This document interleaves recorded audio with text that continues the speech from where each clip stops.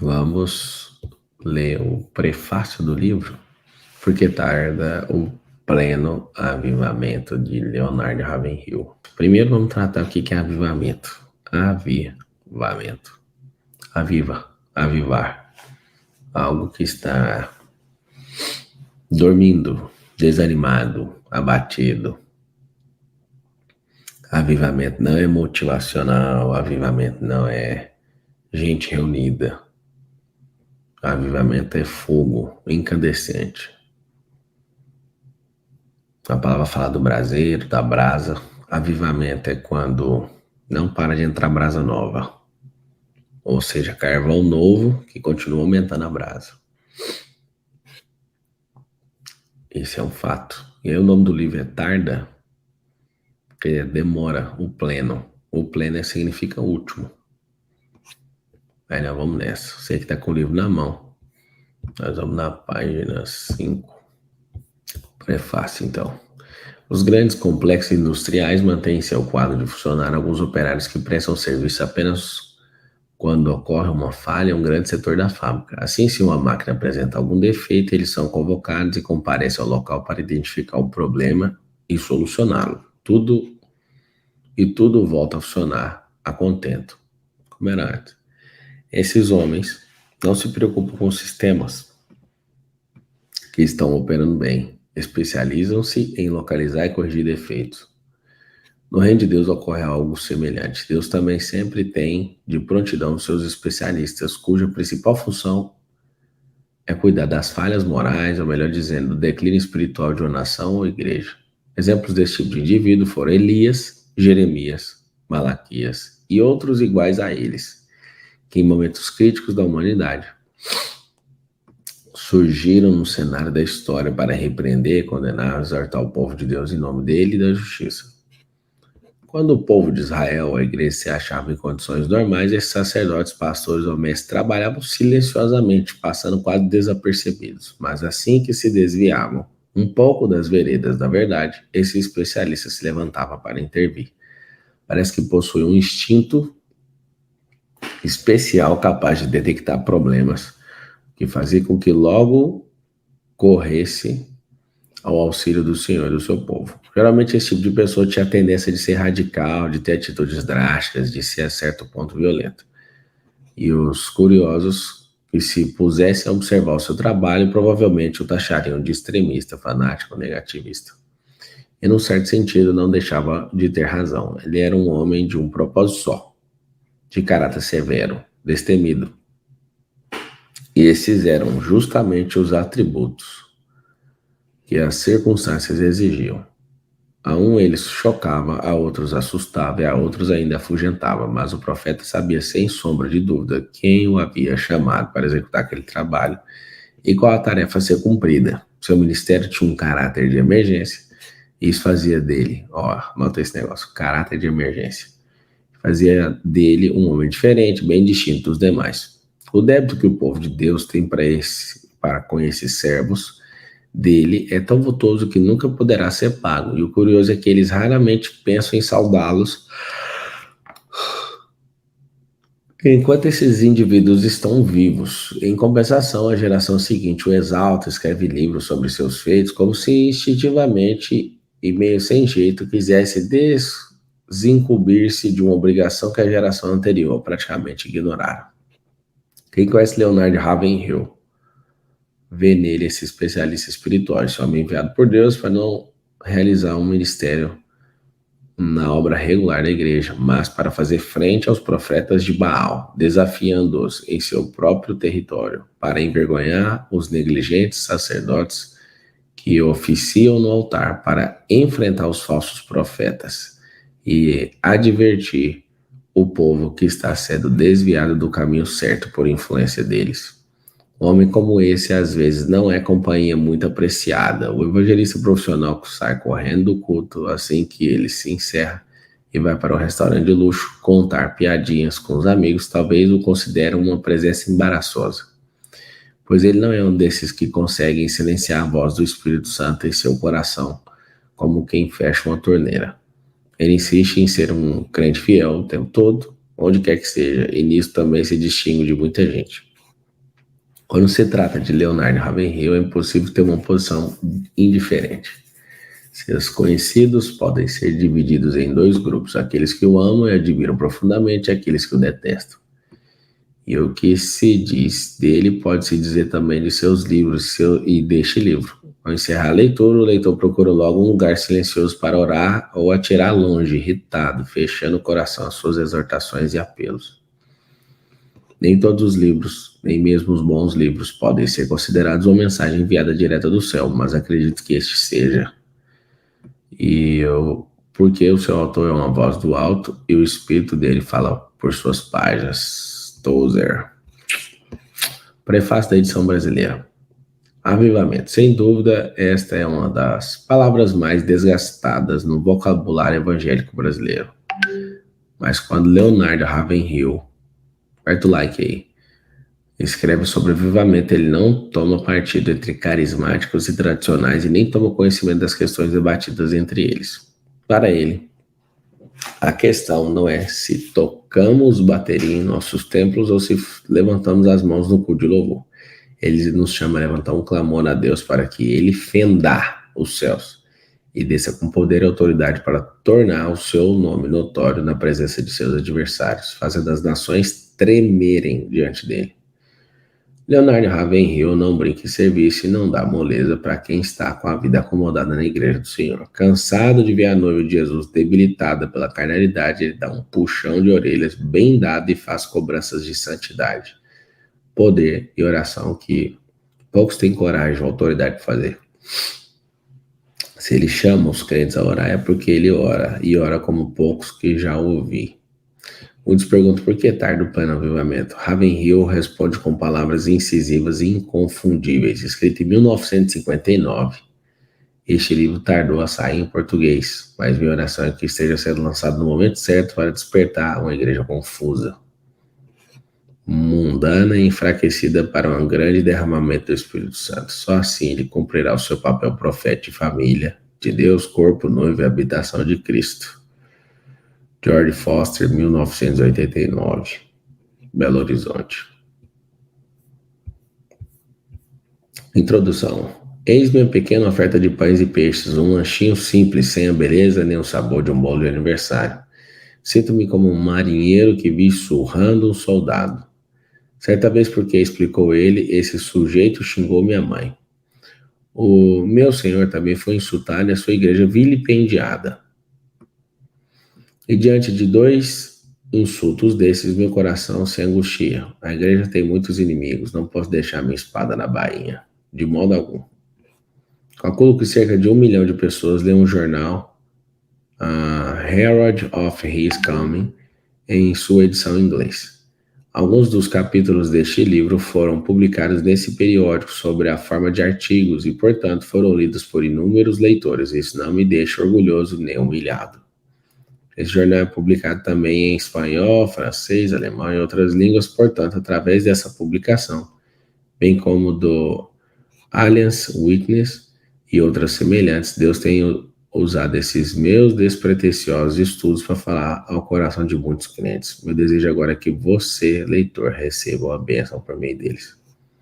Quero agradecer sinceramente ao meu estimado amigo e conselheiro espiritual Tozer, que bondosamente escreveu o prefácio. Agradeço também a senhora Wines e a sua filha Ruth, que corrigiram e datilografaram o manuscrito, realizando um trabalho primoroso. Todos os lucros oferidos com a venda desta obra serão revertidos para o sustento de missões do exterior. Que nós possamos viver sempre com os valores eternos em vista. Leonardo Ravenhill. Capítulo 1. Com tudo que possuis, adquire a unção. Na igreja moderna, a reunião de oração é uma espécie de Cinderela. Essa serva do Senhor é desprezada e desdenhada porque não se adorna com as pérolas do intelectualismo, nem se veste com as sedas da filosofia, nem se acha ataivada com a diadema da psicologia, mas se apresenta com a roupagem simples da sinceridade, da humildade, por isso não tem receio de se ajoelhar. O mal da oração é que ela não se acha necessariamente associada a grandes façanhas mentais. Não quero dizer, porém, que se confunda com preguiça mental. A oração só exige um requisito, a espiritualidade. Ninguém precisa ser espiritual para pregar, isto é, a preparação, a pregação de um sermão perfeito segundo as regras da homilética e com exatidão exegética. Não requer espiritualidade. Qualquer um que possua boa memória, vasto conhecimento, forte personalidade, vontade, autoconfiança e uma boa biblioteca pode pregar em qualquer púlpito hoje em dia. E uma pregação dessas pode sensibilizar as pessoas, mas a oração move o coração de Deus. Escreve os códigos, ó. Oração move o coração de Deus. A pregação toca o que é temporal, a oração toca o que é eterno. O púlpito pode ser uma vitrine onde expomos nossos talentos, o aposento da oração. Pelo contrário, desestimula toda vaidade pessoal. O aposento da oração desestimula toda vaidade pessoal. A grande tragédia de nossos dias é que existem muitos pregadores sem vida no púlpito, entregando sermões sem vida, a ouvintes sem vida. Que lástima. Tenho constatado um fato muito estranho que ocorre até mesmo em igrejas fundamentalistas, a pregação sem unção. E o que é unção? Não sei, mas sei muito bem o que é não ter unção, ou pelo menos sei quando não estou ungido. Uma pregação sem unção mata a alma do ouvinte em vez de vivificá-la. Se o pregador não tiver ungido, a palavra não tem vida. Pregador, com tudo o que possuis, adquire unção. Irmãos, nós poderíamos ter a metade da capacidade intelectual que possuímos se fôssemos 2 vezes mais espirituais. Que louco. A pregação é uma tarefa espiritual. O sermão gerado na mente só atinge a mente de quem ouve, mas gerada no coração chega ao coração. Algumas pessoas, eu vou ficar louco aqui querendo comentar. Algumas pessoas perguntam, mas como que você faz esses grandes lançamentos? Falando no coração. Seguindo o coração. Como que fala para esse tanto de gente? Fala no coração. Um pregador espiritual, sob o poder de Deus, produz mentalidade espiritual em seus ouvintes. A unção não é uma pombinha mansa esvoaçando a janela da alma do pregador. Não. Pelo contrário, temos que batalhar por ela e conquistá-la. Também não é algo que se aprenda. É bênção que se obtém pela oração. Ela é um prêmio que Deus concede ao combatente da fé, que luta em oração e consegue a vitória. E não com piadinhas e tiradas intelectuais que se chega à vitória no púlpito. Não. Essa batalha é ganha ou perdida antes mesmo de o pregador pôr os pés lá. A unção é como dinamite. Não é recebida pela imposição de mãos, nem tampouco cria mofo. Se o pregador for lançado numa prisão, ela penetra e permeia a alma, abradando-a e temperar, e o seu martelo da lógica e o fogo do zelo humano não conseguirem quebrar o coração de pedra, a unção fará. Que febre de construção de templos estamos presenciando hoje. No entanto, sem pregadores ungidos, o altar dessas igrejas não verá pecadores rendidos a Cristo. Suponhamos que todos os dias diversos pescadores saiam para alto mar com seus barcos, levando o mais moderno equipamento que exista para o exercício desse ofício, mas retornem sempre sem apanhar um só peixe. Que desculpa poderiam dar para tal fracasso?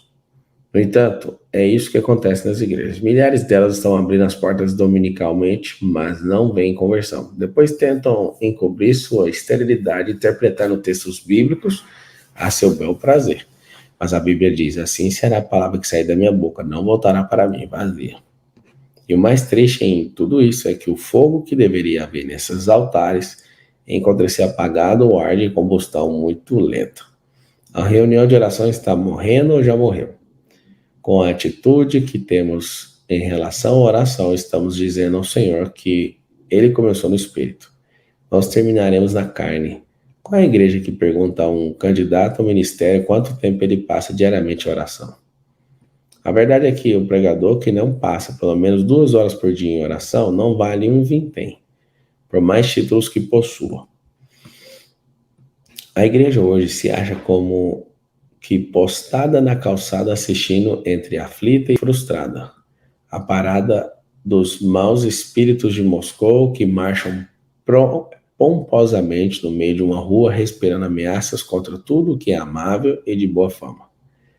Além disso, no lugar da regeneração, o diabo colocou a reencarnação. No lugar do Espírito Santo, os espíritos guias, no lugar do verdadeiro Cristo, o anticristo. E o que a igreja tem para contrapor os males do comunismo? Onde está o poder espiritual?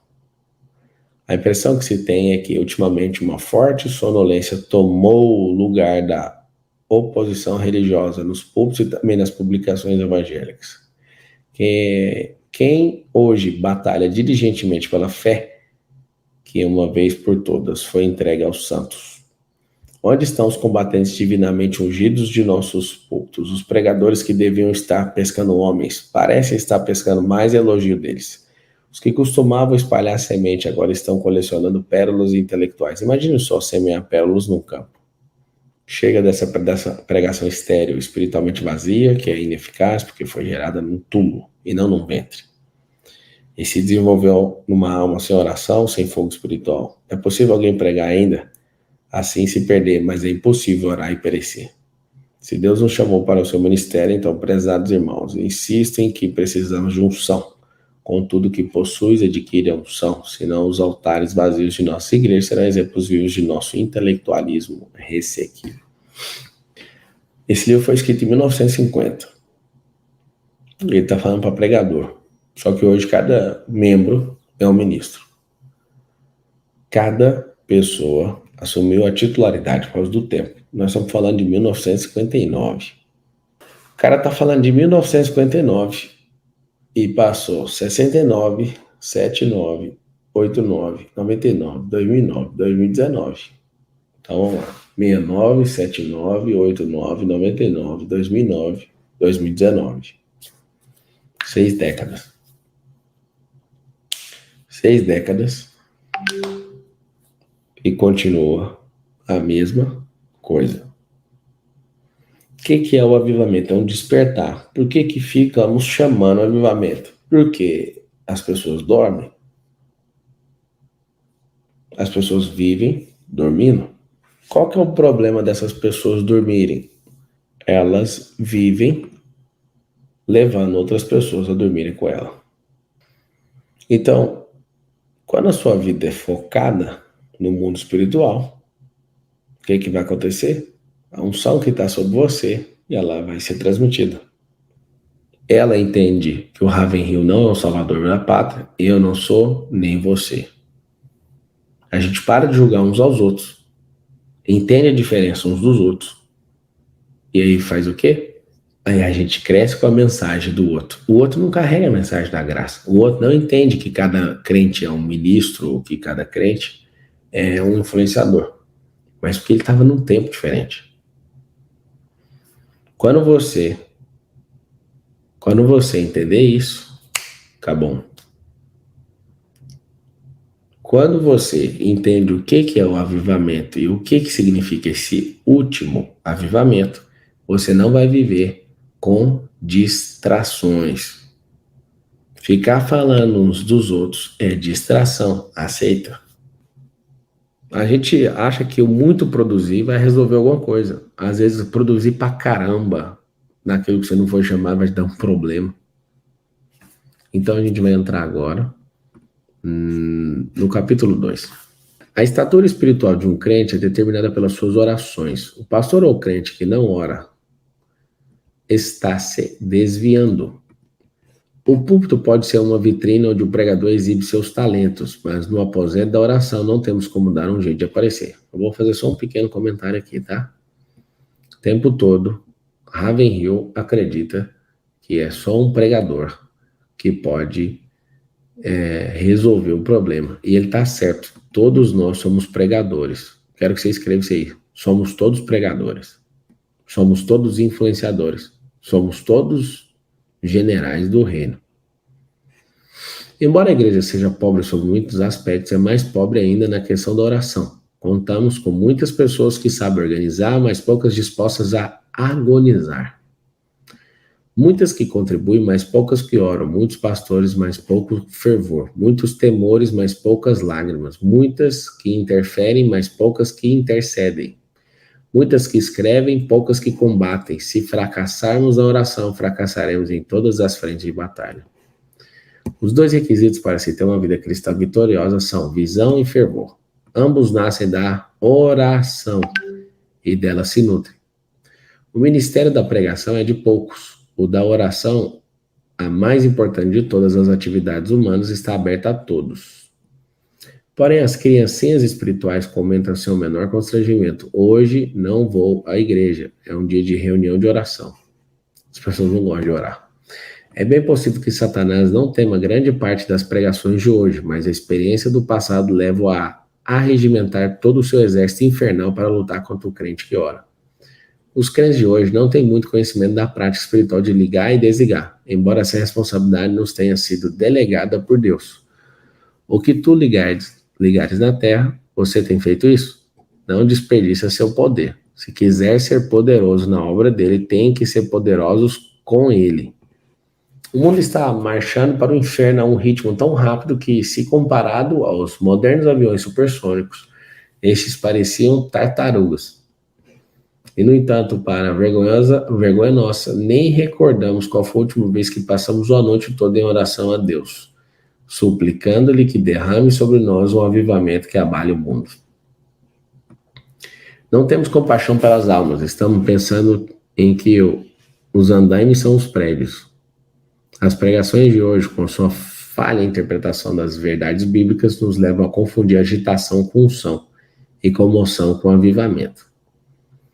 Escreve todo mundo assim, ó: avivamento é um despertar. Quando eu falo para você assim, ó, faz network, vai acontecer um despertar. Modela uns aos outros, vai despertar. Prospere, vai acontecer um despertar. O segredo da oração é orar em secreto. Esse é o segredo. Quem se entrega ao pecado para de orar. Isso é um fato. Mas aquele que ora para de pecar. Ele suspende, né? Continua pecador, mas ele diminui isso. O fato é que somos pobres, mas não humildes de espírito. A oração é profundamente simples e ao mesmo tempo profunda. É uma forma de expressão tão simples que até uma criancinha pode exercitá-la. Mas é igualmente tão sublime que ultrapassa os recursos da linguagem humana e esgota seu vocabulário. Lançar diante de Deus uma torrente de palavras não irá necessariamente impressioná-lo ou comovê-lo. Uma das mais significativas orações do Velho Testamento foi feita por uma pessoa que não pronunciou palavras. Seus lábios se moviam, porém não se lhe ouvia voz nenhuma. De fato, está lá em 1 Samuel 1,13. De fato, ela não tinha grandes dons de oratória. Sem dúvida, existiam gemidos inexprimíveis. Será que nos encontramos num padrão tão inferior ao dos cristãos neotestamentários que não possuímos mais a fé dos nossos antepassados, com todas as suas realizações e implicações, mas somente a fé emocional de nossos contemporâneos? A oração é para o crente que o capital é para o homem de negócios. Uau! Então, a oração é para o crente o que o capital é para o homem de negócios. Não se pode negar que a maior preocupação da igreja hoje são as finanças. E, no entanto, esse problema que tanto inquieta as igrejas modernas era o que menos perturbava a do Novo Testamento. Hoje damos mais ênfase à contribuição. Eles davam a oração. Em nossos dias são muito poucos os que estão dispostos a assumir a responsabilidade de orar inspirados pelo Espírito. E para esse tipo de oração não há substitutos. Temos que orar, senão perecemos. Fim de mais um capítulo. A adoração é uma arma de ataque. E foi descobrir nisso, e foi ouvir nisso, e amadurecer nisso, que eu comecei a criar a maior bomba nuclear. Adoração. Vocês vão escrever isso. Adoração é uma arma de ataque. Descobri no mundo espiritual também que quando você está em crise e você está assim arrebentado, adore o Senhor. Isso chama a atenção do mundo dos anjos, pra você ter uma noção. Os anjos se alimentam de sacrifício de adoração. Quando você está arrebentado, você só reclama, né? Oh Deus, que o Senhor deixou fazer isso? É nessa hora que você tem que adorar. É nessa hora que as coisas acontecem. Então, o que eu quero que você entenda é que existem muitas armas. O avivamento dos santos. Santo, no hebraico, significa separado, escolhido. Então, eu vou te falar de coisas que o Ravenhill não falou. Você não sabe o poder de transformar a sua vida numa coisa chamada transbordo. Quando você vira um ministro dele, quando você vira um líder do reino, quando você se posiciona, quando você adora, você ganha uma armadura. E você ganha armas e cada nível de adoração você vai ficando mais forte. Alguém fala assim, isso é uma besteira. Adoração é arma de ataque. Davi era um adorador e não perdia guerra. Foi o principal rei de Israel. Há quem diga que foi Salomão. Eu não falei o mais rico. Eu não falei o que resolveu o meu problema. Eu falei o principal. E Salomão só chegou nesse nível porque o Davi era pai dele. Imagina um cara que venceu tanta guerra, que criou tanto temor nas nações vizinhas, que quando o filho guerreia, ele é o único rei que fica 40 anos sem guerra. Imagina o que não passava na cabeça de alguém falando, deixa esse filho do Davi para lá. Então o que eu quero que você entenda é, cada um de nós carrega uma visão. E é assim que é interessante para o Senhor, que cada um carregue e trabalhe numa frente. A gente está num negócio aqui agora que o Ravenhill nunca imaginou que a gente estaria. Com milhares de pessoas ao vivo, numa madrugada, falando do livro dele. Nunca. Nunca. E o que é esse avivamento? Que é o que a gente vai bater. O Brasil nunca passou os anos dourados. Não existe isso aqui. O Brasil ainda não conheceu o ápice do que é essa riqueza que ela tem, do que é o povo que o Brasil tem. As pessoas nos conhecem por coisas que a gente não gostaria de ser conhecido.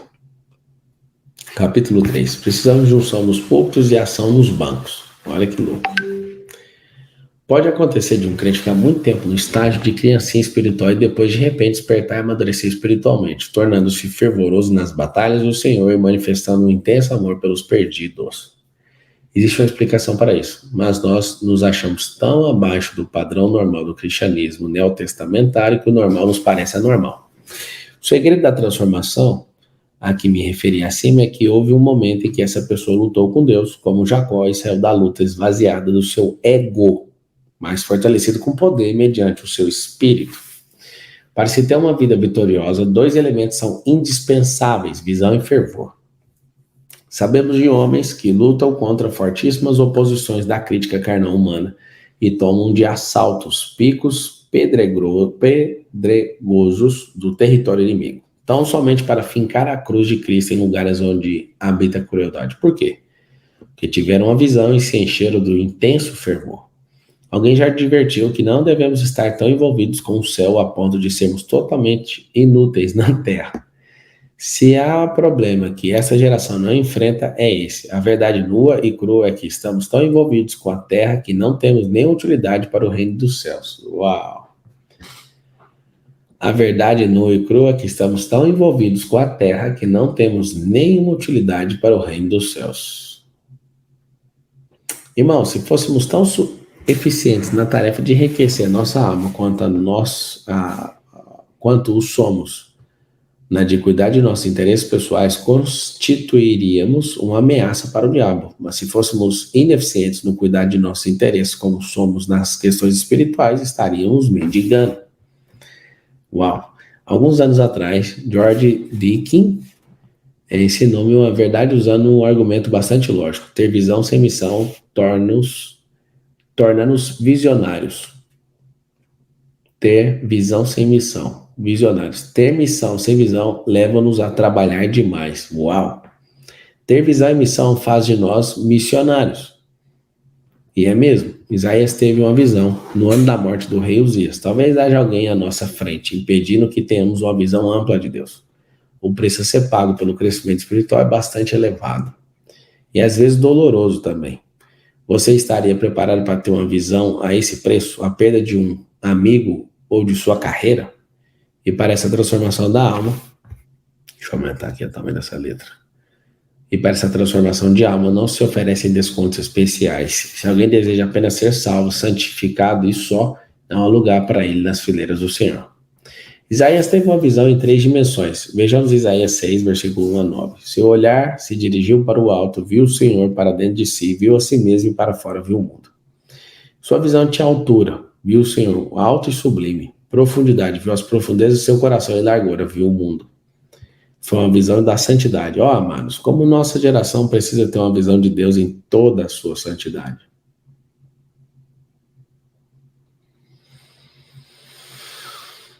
E foi uma visão da iniquidade, estou perdido, de lábios impuros, e foi uma visão do desalento divino implícito nas palavras, quem há de ir por nós? E nesta hora em que vivemos, quando a média das igrejas está mais envolvida com promoções do que com orações, incentiva mais a competição e se esquece da consagração e substitui a propagação do evangelho pela autopromoção. É imperativo que tenhamos essa visão tríplice. Não havendo profecia, o povo se corrompe. Provérbios 29, 18. E não havendo paixão pelas almas, a igreja perece, mesmo que esteja lotada dominicalmente. Certo pregador, conhecido do mundo inteiro, e que tem sido poderosamente usado por Deus nos últimos anos para promover avivamentos, que são bem diferentes de cruzadas de evangelismo em massa, contou-me que também teve uma visão semelhante. Ainda me recordo da expressão de temor com que me falou, que não sabia ao certo se estava tendo uma visão ou um sonho, se estava no corpo ou fora dele. Mas diz que enxergava uma enorme multidão em um profundo abismo cercado de fogo, presa no manicômio do universo, no inferno. O inferno. Depois disso, esse homem nunca mais foi o mesmo, nem poderia. Será que Deus poderia confiar-nos revelação tão grandiosa? Já passamos pela escola da oração e do sofrimento para que nosso espírito esteja preparado para suportar uma visão tão atordoante. Feliz é aquele a quem Deus pode comunicar tal visão. Ninguém vai além da visão que tem. Teólogos intelectualizados não têm condição de romper a cortina de ferro da superstição e das trevas por trás das quais há milênios estão perecendo milhões e milhões de indivíduos.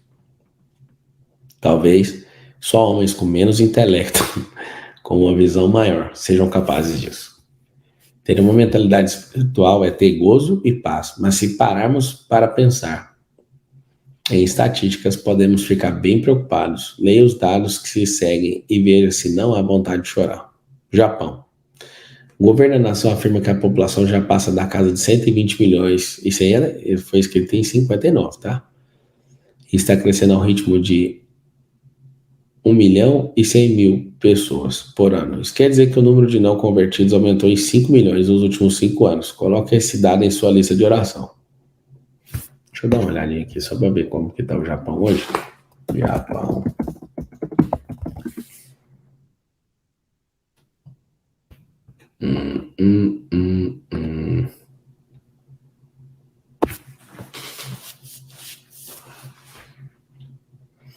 Lá eles caíram naquele conto, né, da multiplicação dos não ter filhos.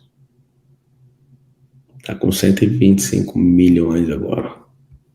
Coreia, a parte desse país é de cerca de 42 milhões, constituída em grande parte de refugiados, flagelados e famintos. Índia, na Índia há milhões e milhões de pessoas no Vale da Sombra da Morte. Oriente, há mais de 1 milhão de refugiados árabes. Da Europa, nesse continente, até que há alguns anos existiam cerca de 11 milhões de refugiados políticos, indivíduos que, devido à guerra, se achavam distantes da sua pátria. Que situação triste. China e Hong Kong também há milhões de refugiados que escaparam da China comunista e vivem em condições miseráveis. E para aumentar nossa responsabilidade, basta lembrar que há cerca de 20 milhões de judeus, 350 milhões de muçulmanos. Está bem desatualizado aqui. 200 milhões de budistas, 350 milhões de confucionistas e taoístas, 500 milhões de hindus, 100 milhões de shintoístas e milhões de adeptos de outras seitas pelos quais Cristo morreu e que ainda não receberam a mensagem do Evangelho. Até mesmo nos Estados Unidos existem em torno de 50 milhões de jovens com menos de 21 anos que estão recebendo os ensinamentos de Deus. E cerca de 10 mil cidades de pequeno porte onde não há um templo evangélico. Quase 1 milhão de pessoas morrem sem Cristo semanalmente em todo o mundo. Isso significa nada para você? A mortalidade também era diferente. Morria mais gente lá, agora está morrendo menos. Precisamos acabar com a nossa religião sintética. Uma situação dessas revela a falta de unção nos púlpitos e de ação nos bancos. O fato é que hoje não se prega mais o evangelho com o mesmo fervor de antes, não há mais fome se ouvir a pregação. Eu não sei vocês, mas toda vez que eu vejo o Billy Graham, eu passo mal. Que a gente precisa. Irmão, a igreja perdeu o fogo do Espírito Santo e por causa disso a humanidade vai para o fogo do inferno. Precisamos ter uma visão de Deus santo, Deus essencialmente santo. Os querubins não estavam clamando onipotente, onipotente é o Senhor, nem diziam onipresente, onipresente é o Senhor. O clamor deles era santo, santo, santo. Precisamos deixar que o amplo conceito desse termo hebraico penetre de novo em nossa alma. Se faço a minha cama no mais profundo abismo, lá estás também. Se tomo as asas da alvorada, ele está lá. Nesta vida temporal, Deus nos cerca por todos os lados. E Ele mesmo, o Deus do qual não se pode fugir, nos aguarda na eternidade. É melhor procurarmos ter paz com Ele aqui e nos posicionarmos no centro da Sua vontade agora.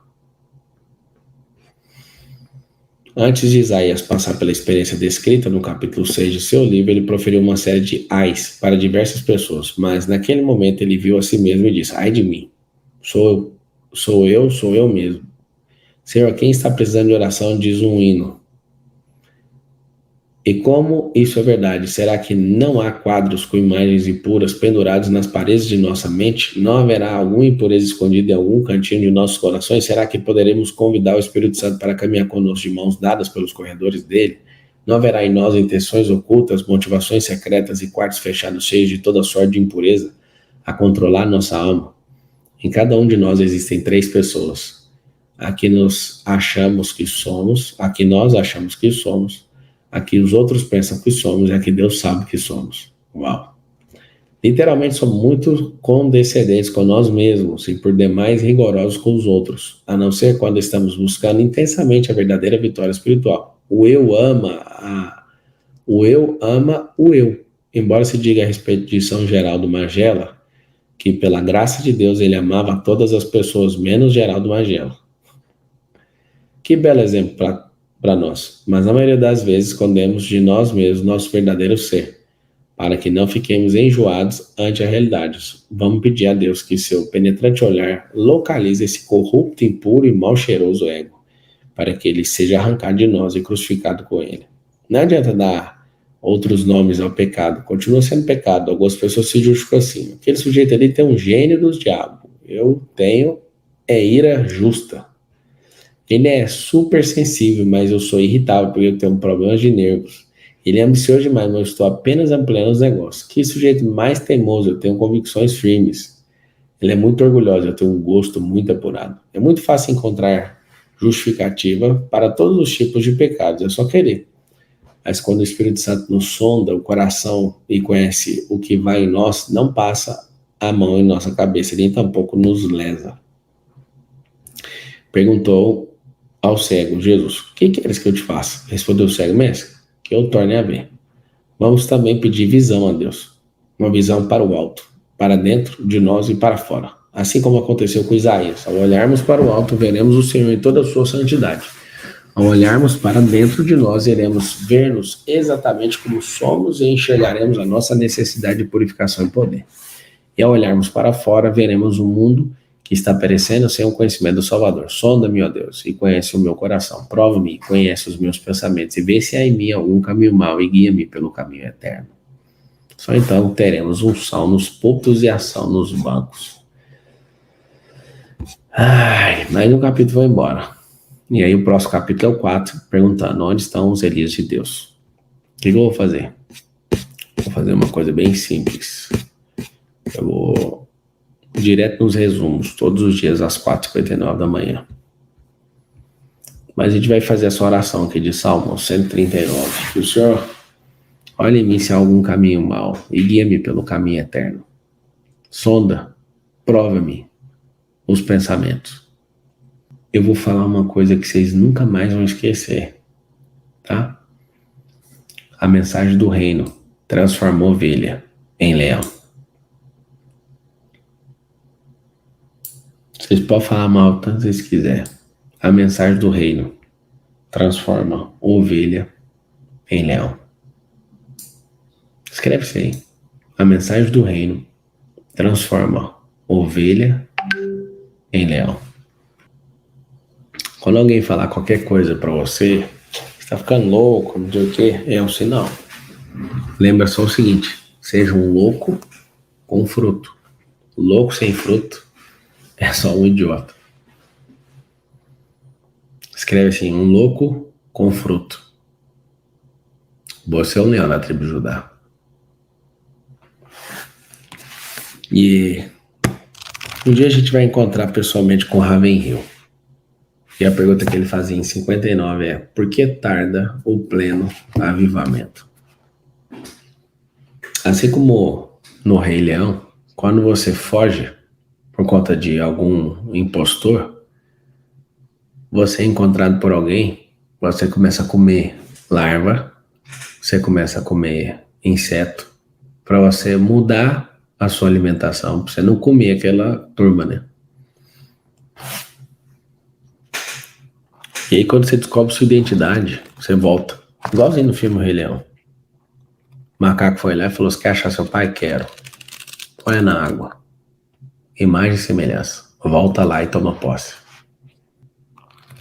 Você está sendo chamado nesse tempo para destravar muitos frutos, para o reino ser estabelecido através da sua vida. E não adianta você fugir para lugar nenhum. Você que tem a marca do reino, você vai governar. Desculpa te falar isso. Você vai prosperar. Fecha os olhos. Solda-me, Senhor. Sonda cada um dos corações aqui. A ti nós rendemos graças, que o Senhor é bom e sempre nos ouve. E a sua misericórdia não tem fim. O Senhor é bom e a sua misericórdia não tem fim. Sonda-nos. E se há algum caminho mau, expõe para que isso seja arrancado de nós. Tira o medo dos que estão aqui nessa alvorada. Tira a vontade de agradar aos outros. Senhor, que a partir de agora eles tenham fruto e frutos que permaneçam no Senhor. Que eles possam amar o reino e a volta. Que eles possam se envolver com tudo que eles têm naquilo que o Senhor chamou. Que eles possam ser cheios do Espírito e da Palavra. Fala assim: eu sou a resposta da oração de décadas, de gerações. Eu sou a resposta do reino para a última hora. Fala assim: a minha nação é a nação que vai governar sobre a terra. O Brasil vai governar sobre a terra. O Senhor nos deu essa nação. E para muitos, ela foi esquecida. A única pessoa que não esqueceu dela foi o Senhor. E o Senhor vai dar os frutos, o Senhor vai dar o reinado para essa nação. Fala assim, ó: Brasil é a nação mais próspera da terra, nas 3 esferas. É a nossa hora, Brasil. Chegou a nossa hora. Respira fundo. Começa a ver gente do mundo inteiro impressionado. Mentaliza isso. Impressionado com o levantar do Brasil. Ninguém nunca imaginou. Mas o Senhor já mandou no coração de muita gente. Mas a maioria vai ficar abismado de ver o crescimento, o avanço. Um país que ama diferenças. Um país que aceita as pessoas como elas são.